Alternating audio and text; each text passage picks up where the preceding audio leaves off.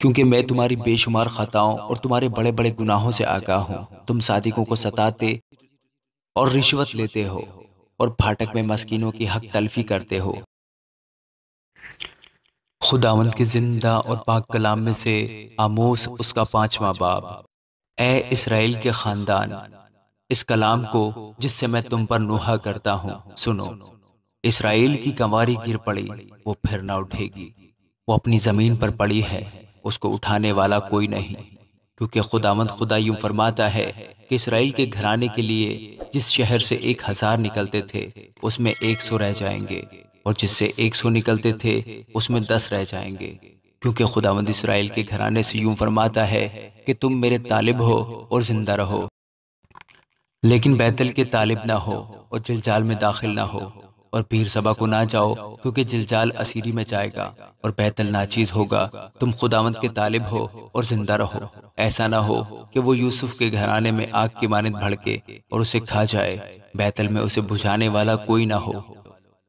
اے عدالت کو ناگدونہ بنانے والو اور صداقت کو خاک میں ملانے والو، وہی سریا اور جبار ستاروں کا خالق ہے، جو موت کے سائے کو مطلع نور اور روز روشن کو شب دیجور بنا دیتا ہے، اور سمندر کے پانی کو بلاتا اور روئے زمین پر پھیلاتا ہے، جس کا نام خداوند ہے، وہ جو زبردستوں پر ناگہانی ہلاکت لاتا ہے، جس سے قلعوں پر تباہی آتی ہے۔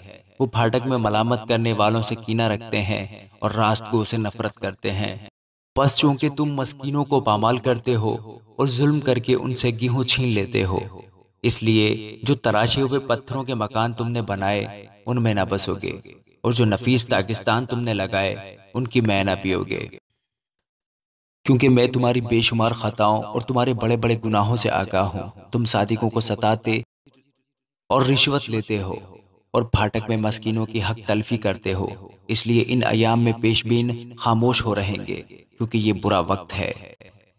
بدی کے نہیں بلکہ نیکی کے طالب ہو، تاکہ زندہ رہو، اور خداوند رب الفاج تمہارے ساتھ رہے گا، جیسا کہ تم کہتے ہو۔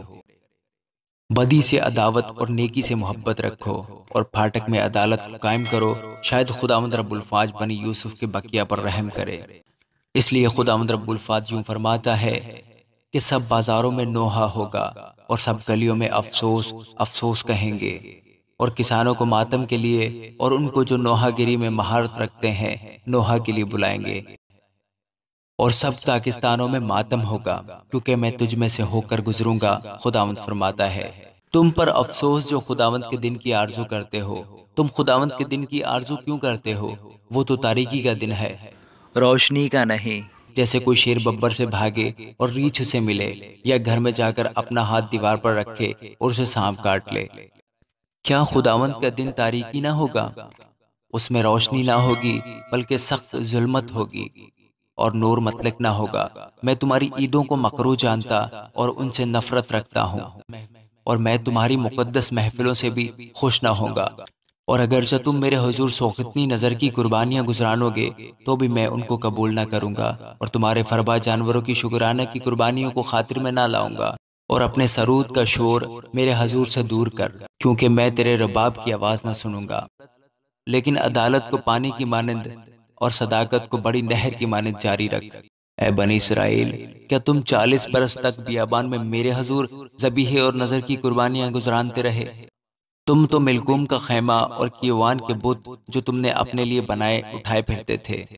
پس خداوند جس کا نام رب الفواج ہے فرماتا ہے، میں تم کو دمشق سے بھی آگے اسیری میں بھیجوں گا۔ آمین۔